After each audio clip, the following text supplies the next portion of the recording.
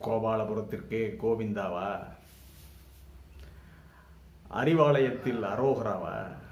ஐயகோ, அண்ணா பெரியார் இருந்தால் இதெல்லாம் நடக்குமா? புத்தி பேதலித்து விட்டதா? அக்ராகரத்து திமுக ஆகிவிட்டதா? என்ன செய்வேன் என்று கலைஞர் அவர்கள் பேசுவது போல குரல் கேட்டது.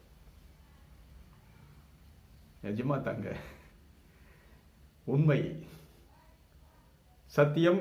இது வாய்ஸ் ஆஃப் தமிழ் வழங்கும் பேச்சுரிமை சேனல். பார்க்கலாம். பழனி மலையில் முத்தமிழ் முருகன் மாநாடு நடக்கிறது.